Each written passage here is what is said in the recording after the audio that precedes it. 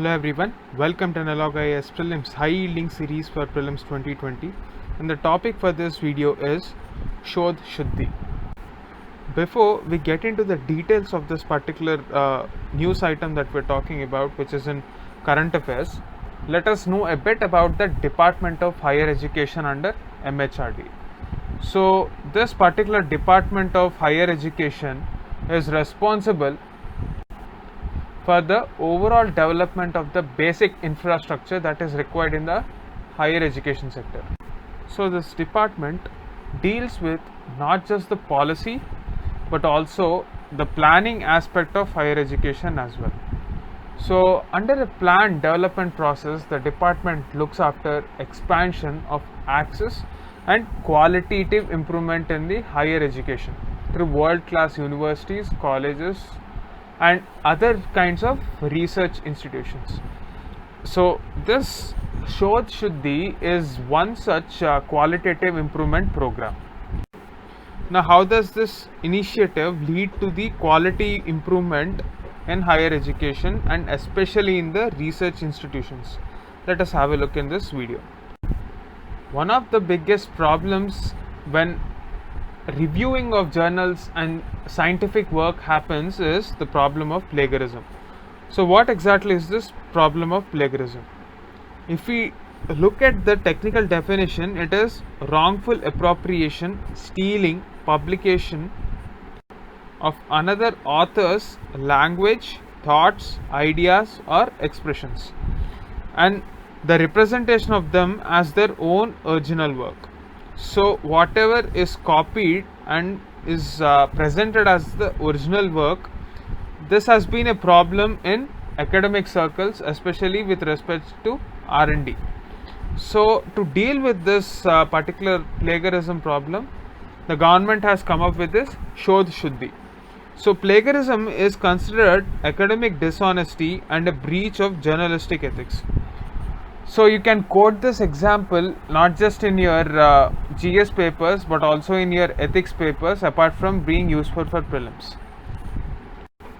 So the Union Ministry of HRD, that is Human Resource Development, note this point very carefully, has launched the plagiarism detection software called Shodh Shuddhi.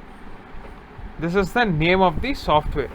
So this service is being implemented by Information and Library Network, an inter-university center of UGC. So these are the important points that you have to remember. It is by the Ministry of HRD and the service is implemented by InflibNet, which is an initiative of UGC. So naturally, just like any other plagiarism detection software, the purpose of this is to ensure that there is originality of ideas and publication of the research scholars. So is it going to be applied across all the universities? Initially about 1000 universities or institutions will be taken into this project. So they include central institutions, state public universities, deemed universities. What are these deemed universities? For example, any college which has basic infrastructure required for considering to be a university, they submit an application to the government to consider them or deem them to be a university. Such universities will have essentially autonomy in their functioning and they don't have to abide by the rules laid down by another university. However, they will still have to stick to the norms laid down by the government. So these are deemed universities, even they are a part of this initiative. So another important thing that you have to note is Institute of National Importance. Now please post in the comment section what is the Institute of National Importance and the significance of these institutes. Even they are a part of this initiative. Now let us have a look at this question. The Union Ministry of Science and Technology has launched the plagiarism detection software. So whenever we talk about software, there is a possibility of a student who has not revised this syllabus properly to get confused between MHRD and Ministry of Science and Technology. This is not a right answer. This is MHRD. Second option, Ministry of Social Justice. would distribute free coupons for learning to the most socially and economically backward students. UPSC has a tendency to give random statements which are completely out of the context of the question.